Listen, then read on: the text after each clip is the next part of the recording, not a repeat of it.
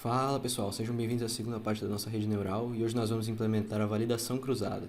Mas primeiro eu tenho que falar que eu estou trabalhando aí para trazer umas edições mais legais para o vídeo, deixar umas coisas mais gráficas, para ficar melhor de visualizar a rede e as funções que a gente está usando. Vamos então para a validação cruzada. Mas o que é isso, você vai se perguntar? Lembra que no vídeo anterior a gente separou a base de dados em dois pedaços, um para teste e outro para validação? Essa divisão foi na ordem que a nossa base de dados estava disposta, ou seja, os primeiros 75% de registros a gente usou para treinar e atualizar os pesos da nossa rede, e os outros 25% usamos para validar. Mas espera, se por acaso a gente tivesse dados significativos para a nossa rede, na nossa divisão que a gente usou para validar, ele simplesmente não ia ser usado para atualizar os pesos. Com a validação cruzada, a gente vai tentar contornar esse problema.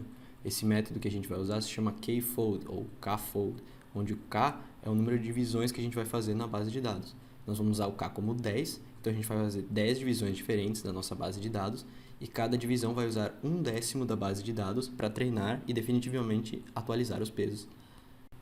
Então, por exemplo, se nossa base de dados tivesse 100 registros, nosso fold, ou divisão 1, vai ter os primeiros 90 registros para treinar e os últimos 10 para validar. O fold 2 vai usar do 1 ao 80 e do 91 ao 100 para treinar. E aí, do 81 ao 90, ele vai validar. E assim sucessivamente. O que, de certo modo, significa que a gente vai usar toda a nossa base de dados, tanto para treinar como para validar. Primeiro eu vou mostrar para vocês o código que eu já fiz rodando. Dá pra ver que, na verdade, esse código treina 10 redes neurais, enquanto o anterior treinava uma só.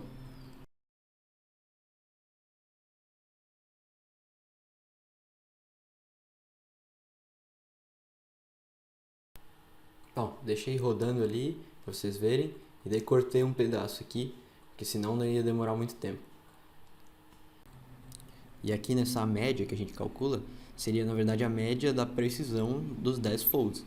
E esse desvio, que é o desvio padrão, serve para ver qual que é o grau de overfitting que a gente está tendo. Quanto menor for o desvio padrão, menos overfitting a gente está tendo. Eu tentei implementar as melhorias que a gente tinha feito na parte anterior, tipo o callback, usando esses métodos aqui do código, mas acabou não dando muito certo e eu optei por implementar a validação cruzada de um outro jeito. Vamos lá, e nesse vídeo eu decidi já deixar as coisas meio prontas e só ir colando quando for alterar o programa.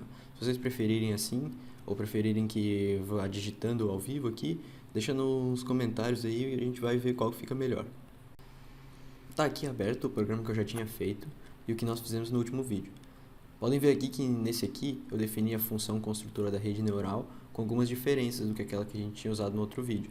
Que eu usei duas camadas de dropout, ou seja, ele vai zerar 20% das saídas de cada camada aleatoriamente para prevenir o overfitting. E aqui eu usei um otimizador Adam customizado, com taxa de aprendizado e decaimento dessa taxa de aprendizado. E no final não chamei o método fit, porque ele vai ser usado depois, quando eu definir essa classe Keras Classifier, que recebe a função construtora, as épocas e o batch size. E a validação vai acontecer logo embaixo, quando eu chamo esse método crossValScore, que recebe o classificador, os nossos atributos previsores e as classes. E aqui nesse parâmetro CV é que a função vai receber quantos folds a gente vai usar e vai fazer a validação cruzada. A primeira mudança que nós vamos fazer é no main do último vídeo. Vamos comentar essa importação. Nós vamos usar uma classe desse módulo Model Selection, mas não vamos mais usar essa função aqui que separa o treino e teste. A gente vai implementar isso de outro jeito. E vamos apagar a linha onde a gente faz esse split entre teste, treino e validação. Agora vamos fazer as alterações na função construtora. Vou corrigir essa bagunça dessa linha gigante aqui e já volto. Dá pra ver que eu adicionei essas linhas aqui. O Validation Split é outro jeito de fazer aquilo que nós acabamos de comentar, fazer a divisão entre treino e teste. Eu posso passar como parâmetro no método fit. Vou deixar como 0 por padrão, porque para fazer a validação cruzada, vamos usar esse outro parâmetro aqui, o Validation Data. Aqui a gente vai colocar quais os índices da nossa base de dados vão ser usados para treino e para teste. E por padrão, vamos deixar o nome. Botei também um nome padrão para salvar o modelo e um ID que vai ser importante para saber qual que é o fold que está sendo salvo. E botei o dropout ratio aqui para zerar aquelas saídas. Adicionei os dropouts, o Adam customizado e mudei o nome do modelo para poder incluir o ID. Feito isso, nós voltamos para o main. vamos importar do módulo Model Selection a classe kFold. Instanciamos aqui essa classe com 10 folds e sem shuffle, que serve para a gente embaralhar o dataset antes de fazer essa divisão. E logo em seguida a gente faz um loop com o for, em que a gente chama esse método split e ele vai fazer a divisão dessas variáveis índice. Vou printar aqui o primeiro fold e o tamanho da parte de teste para vocês verem.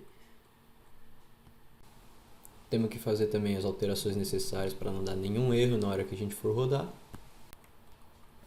E aí quando a gente rodar dá para ver os 57 aqui, que são o número de atributos previsores, e os índices, tanto ali da parte de teste como da parte de validação. Bom, visto isso, podemos comentar essas linhas aqui e vamos colocar os atributos novos da nossa função. Aqui nos previsores e nas classes, a gente vai botar dentro dos colchetes o train index, que ele vai dizer para a gente quais são os índices para treinar. Aí, como split, a gente vai deixar o 0, e aqui no validation data, a função vai passar uma tupla de arrays, que é um negócio meio confuso.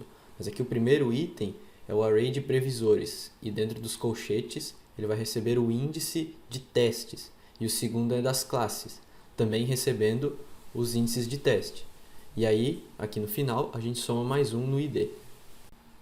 Opa, espera aí que faltou uma coisa aqui, que se a gente não colocar o dropout ratio aqui, ele vai dar problema.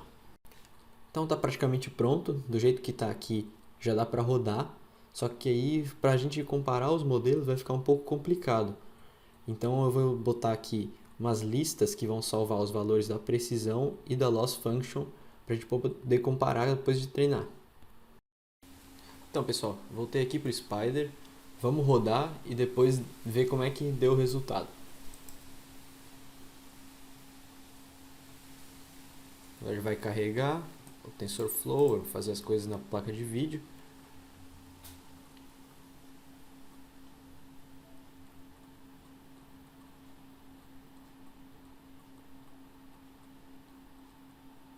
Começou a treinar agora.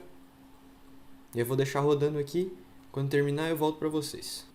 Terminou de rodar e vamos ver aqui ó, a nossa lista das precisões. Para ver que ficou tudo na média de 90%. A gente também tem a nossa lista da loss, que aí teve bastante variação. Aqui tem uma 0,30, outra 0,29 e eu acho que essa aqui foi a menor, 0,23. Essa aqui. E aí a nossa média aqui que eu fiz aqui, só para a gente ver, da precisão 90%. E é isso aí por hoje. Na próxima parte a gente vai fazer a variação dos parâmetros, que a gente vai pegar vários hiperparâmetros diferentes, por exemplo aqui, para a gente passar para essa função construtora. A gente vai tentar iterar com valores diferentes, por exemplo, se a gente botar outra função de ativação, qual que vai ser o resultado? E a gente vai ver qual que é o melhor. Então vamos ficar por aí. Se gostou do vídeo, deixa o seu like, se inscreve no canal, compartilha com os amigos aí que gostam de ciências da computação e aprendizado de máquina e inteligência artificial. E até mais. Valeu!